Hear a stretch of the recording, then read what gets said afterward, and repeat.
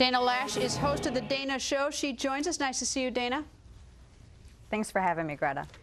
Dana, a lot of attention last night on the president's 15 or 20-minute or half-hour time that he spent on the Tonight Show. Of course, today he was at Camp Pendleton speaking to soldiers, but everyone saw last night. That gets most of the attention.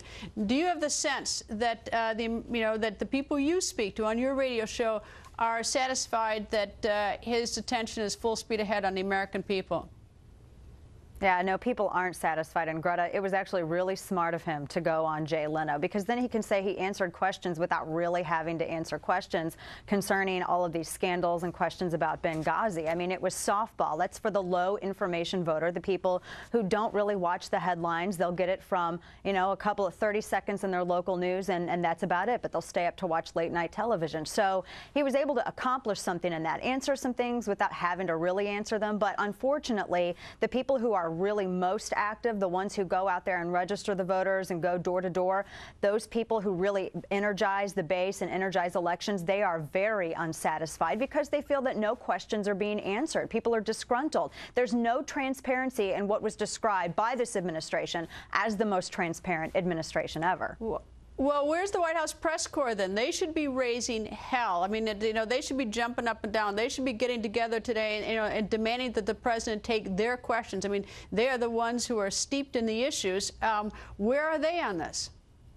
That's the million-dollar question. I think we were all watching that press conference, the last one with Jay Carney, and it seemed there were almost zero. I don't recall a single question being asked about why there were 19 embassies and consulates shuttered, 19 different ones only for a week. The question that I would have loved to hear asked is, how is that going to make our folks who are working overseas in these embassies and consulates safer if we're just going to wait a week? The terrorist problem doesn't go away, but we didn't get any answers on that. The closest we got was Jay Leno asking.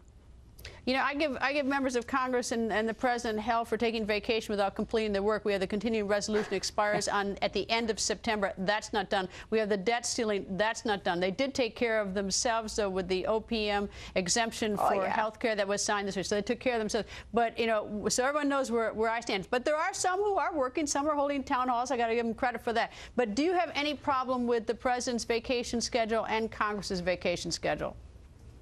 No, I don't begrudge anyone taking a vacation. I mean, in fact, we all need one, and sometimes we do better after having taken one. And it's kind of tradition for every president when they go on vacation to get a lot of heat. I mean, John Adams took a lot of heat for going on vacation. Of course, he was away for 8 months, so that kind of might be a little bit different. But the difference with this, though, in particular, is messaging, timing, and expense. When Bush went on vacation, and that's something the left always likes to compare this to, he went back to his ranch in Texas. He didn't spend $20 million on repeated vacations back to Hawaii. He either went to the estate in Maine or he went back to Texas. Clinton rarely went on vacation.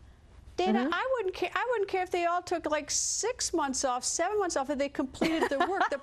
The problem is, right, I say with all sincerity, is that with the continuing resolution left unsettled, the debt ceiling issue left unsettled, business people are sitting on the sideline, not making business decisions. They're waiting. As a consequence, they're not expanding. They're not hiring. They can't plan. So this 5-week vacation while they put off their work does have a consequence for a lot of American people. It's not, it's not just whether they're entitled to a vacation. I don't care if they take all the vacation, if they just do their work first, so the rest of us can get on with our lives.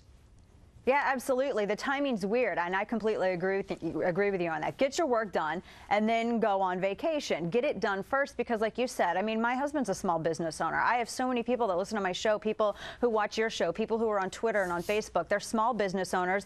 Their hands are tied. They don't know what's coming up. These people plan ahead. Congress isn't doing their job. They're certainly not doing what we sent them there to do. We didn't send them there to go off for 5 weeks before they get the job done. That's not what they're there to do. They wanted the job. They need to do it.